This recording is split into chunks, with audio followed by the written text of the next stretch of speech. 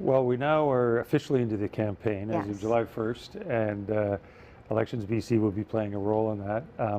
I think our viewers would be interested in how your party, the BC Greens, your campaign and how it will articulate with, we know there'll be some proponents and then the opponents of this, the no and the yes side. Yeah. So where's the Green Party going to be working with, say, the yes side campaign? With, there's going to be a network of organizations there. I'm sure the party wants to be seen distinct in one way, but in a sense it'll want to work with like-minded groups. So can you just speak a bit about that? Absolutely, and so we're still working out all the kinds of details between the different groups and the parties. But for example, I've already been on a panel that had, you know, a Liberal MLA, Bill Teoman, Bruce Halsor, and myself, and so there were 2 pro and 2 against, and that was a panel that allowed that kind of dialogue back and forth. Last weekend I was on a panel with Minister George Heyman in his riding as someone from Fair Vote Canada, and Lindsay Popes from Lead Now.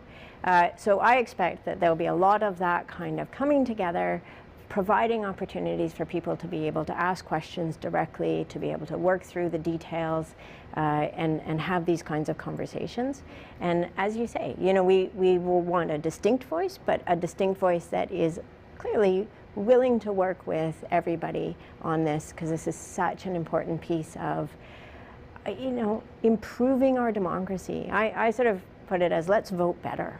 Yeah. We could vote so much better than we do right now. And when I talked to my brother who lives in Ottawa after the election last week, and he described going into the polling booth, and he said, well, my first choice, I wasn't going to vote for because I knew there was no chance he would get elected. My second choice, I wasn't going to vote for because I didn't think she would get elected.